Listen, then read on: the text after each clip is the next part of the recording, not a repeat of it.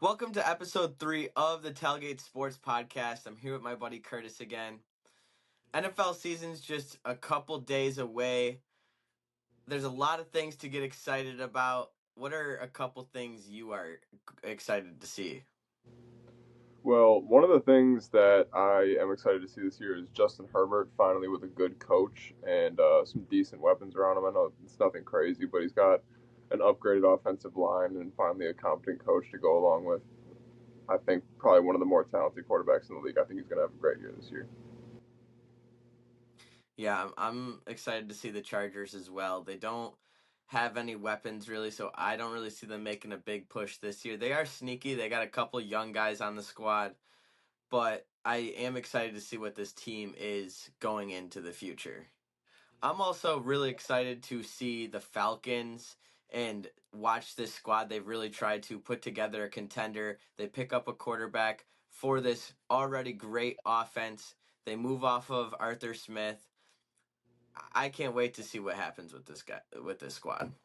Yeah, I think Bijan Robinson's going to have, um, I want to say one of his best years, but it's only his second year. I think he's going to have a great season. I think they're finally going to let him loose. I feel like they held him back a lot last year. I feel like they're going to let him loose more this year. I feel like it's more of a go and get it kind of year for the Falcons. So I think they're going to give it all they got with all their weapons.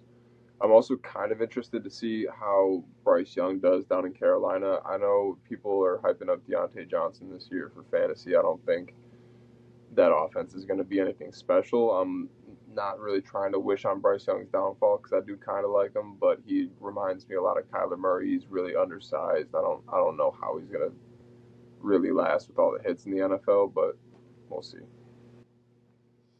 I'm really excited to watch Bryce Young as well. This was a number 2 pick in the NFL, or number 1. Bryce Young was a number 1 overall pick in the NFL, and we got to give them a little bit of the benefit of the doubt. They got a new coach and a real wide receiver one now. If he just progresses a little bit, I think he has that upside. He has the dog in him to really change things around. He actually has weapons now. I think the culture is going to change a bit. I know he had a terrible season last year, but I think he does have some upside for the season. The Bills, I'm also excited to see the Bills finally get to see who the wide receiver one is. I'm kind of leaning a little more towards Dalton Kincaid, but I think when Curtis Samuel is all healthy, he's going to have a monster season as well. I think they're a little underrated for what they have been in the last few years. They think just because he lost a couple targets that this team is a wild card team. But we kind of phased out Stephon Diggs last year halfway through the season. And that's when we really had a dominant end of the season and made a playoff push. So I just think that people are trying to pick at things too much. I think people are a little too worried about it, and I think the Bills are going to have a great year. Yeah, I mean, I also think the Bills are going to have a good year. I'm hoping that Khalil Shakir ends up as their leading receiver this year. I think he's going to have an amazing year. I think Curtis Samuel's probably going to come in second. I think Keon Coleman or Dalton Kincaid will probably take that third spot. But yeah, I mean, we did phase out Stephon Diggs at the end of the year last year. We won games, but Josh Allen over those last 5 games, I'm pretty sure throwing only had 5 touchdowns and 5 interceptions. He didn't. His stats weren't really looking that good, even though we were winning games. He himself wasn't playing exactly like Josh Allen for the end of the season there. So I feel like it's going to be a little bit of a learning curve for everybody, but I think they are going to learn it, learn what they're doing, and finish out the year strong in the end. I don't think it was more so Josh Allen didn't play well. I think that when Joe Brady came in, the offensive scheme changed a lot, and he didn't need to do as much. I think the run game, we finally have a run game over in Buffalo. James Cook had a great monster half of the second half of the season. I think Josh Allen, he had great stats and his completion percentage. He was making great plays. He just didn't need to sling it and force things as much as he usually does. Well, he I still think had 5 interceptions over those 5 games, even.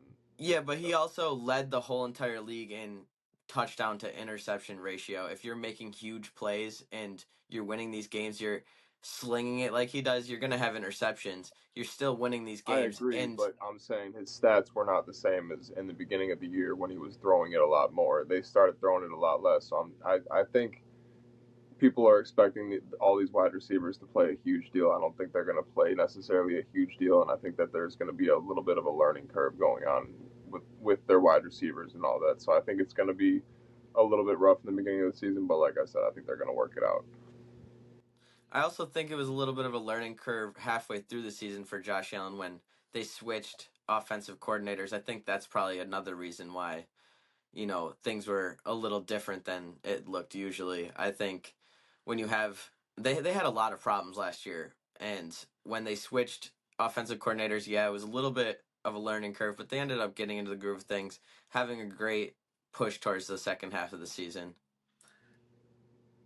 The Philadelphia Eagles, I am excited to see this team. They had an absolute meltdown halfway through the season last year.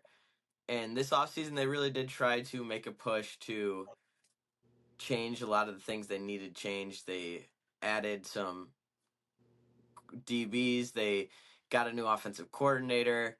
They did really try to make a push. They picked up a great running back in Saquon Barkley. I'm excited to see what this team has to hold. Yeah, I for one am not that big of a believer in this Philadelphia team. I think that they're acting like picking up a couple DBs is going to solve all their defensive woes. They were worst in the league in coverage last year. They were the worst defense in the league in the second half, if not the whole year.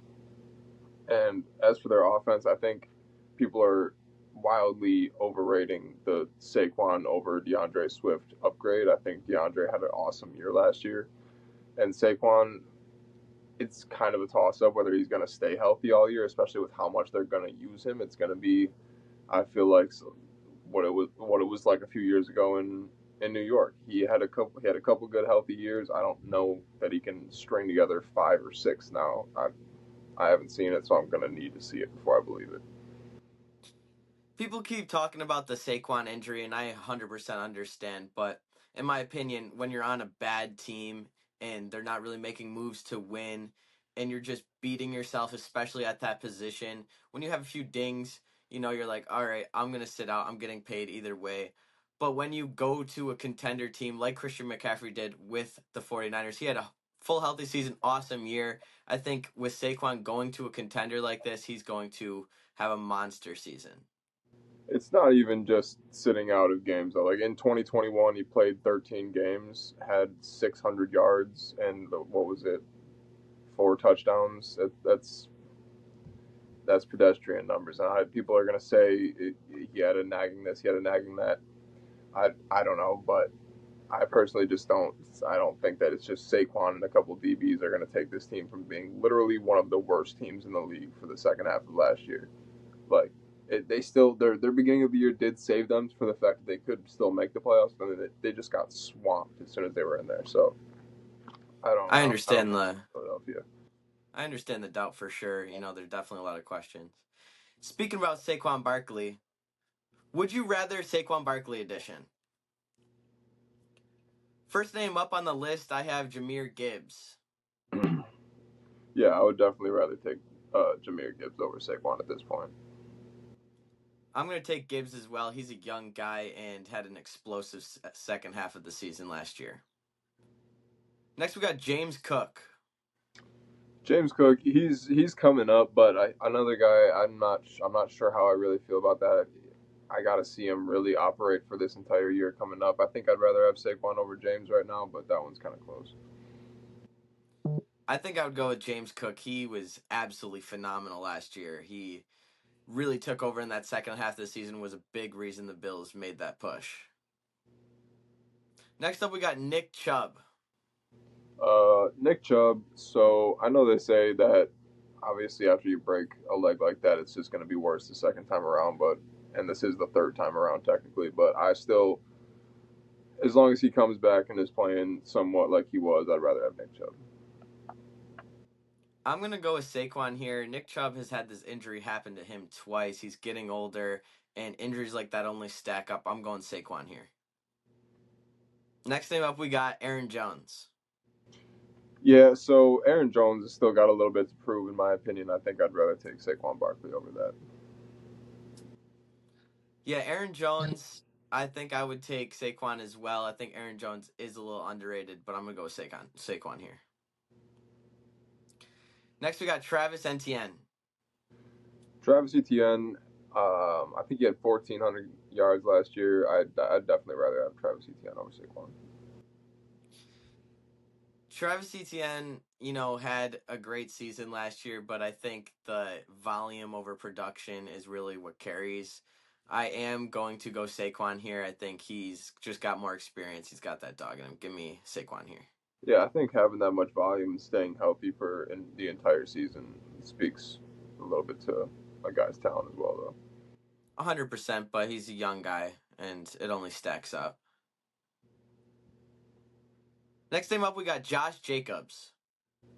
Yeah, Josh Jacobs is one of the top running backs in the league, in my opinion. I love Josh Jacobs. Just 2 years ago, he had almost 2,000 yards, if not more, combined rushing and receiving. So, yeah, I'd rather have Josh Jacobs.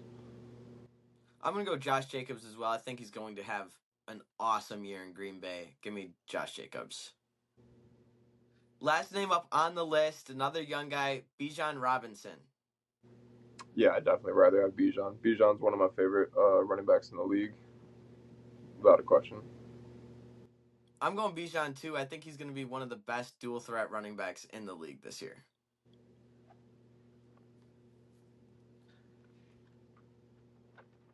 Next, we're going to give our predictions for the winner of every division.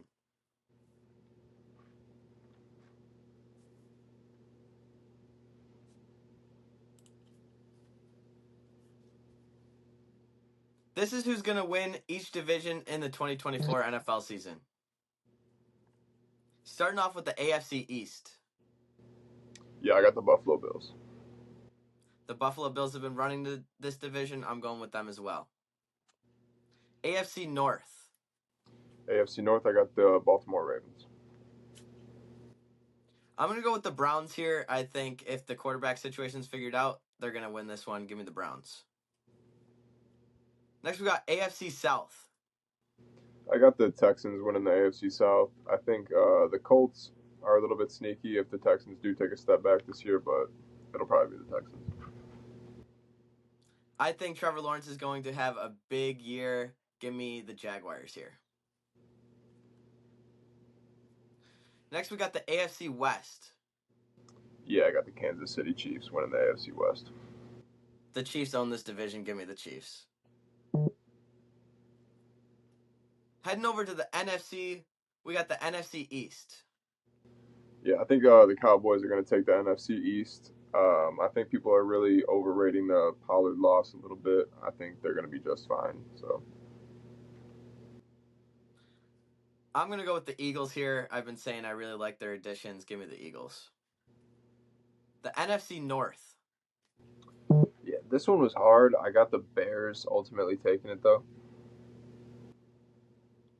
I'm going to go with the Packers here. NFC South. NFC South. This one was also tough between the Bucks and the Falcons. I think I gotta take the Falcons though.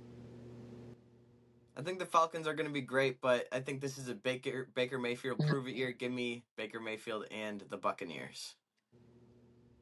NFC West. NFC West, I got the 49ers.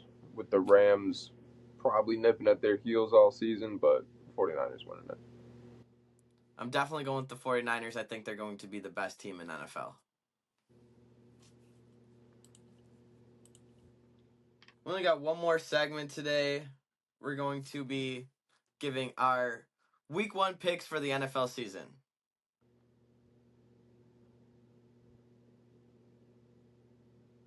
Okay, sorry. I had to pull them up. NFL picks. Okay. NFL week 1 picks. Starting off with the Baltimore Ravens and the I'm sorry. Starting off with the Baltimore Ravens and the Kansas City Chiefs. I got the Chiefs taking this one. I'm going to go with the Chiefs winning this one as well. Next, we got Green Bay versus the Eagles. I got the Packers taking this one in week 1. I'm actually going to rock with the Eagles here. Next, we got the Steelers versus the Falcons. I got the Falcons taking this one. I'm going to go with the Falcons as well. Arizona Cardinals versus the Buffalo Bills. Yeah, give me the Bills. I'm going with the Bills as well. The Bears and the Titans. Bears and Titans, I got the Bears taking that one. I'm going to go with the Bears as well. I think the Titans are going to be sneaky, but give me the Bears. The Bengals versus the Patriots. Yeah, I got the Bengals winning that one all day. I'm going to take the Bengals as well. The Texans versus the Colts. Week 1, I got to give it to the Texans just to see how Anthony Richardson's doing, but got to give it to the Texans. Division matchup, but I'm going with the Texans here. The Jaguars versus the Dolphins. Dolphins taking that week 1. I'm actually going to mix up. I'm taking the Jags here. Panthers versus the Saints. Panthers Saints, probably going to be one of the only Saints wins this year. I'm going to go with the Saints as well. Vikings and Giants. I'm going to take the Giants. I'm actually going to take the Vikings here. Sam Darnold. Raiders and Chargers. Chargers, for sure. I'm going to go with the Raiders here. Broncos and Seahawks. I'm going to have the Broncos and Sean Payton taking this one week 1. I think Bo Nix is going to come in hot. Give me the Broncos. Cowboys and Browns. I got the Cowboys winning this one in week 1.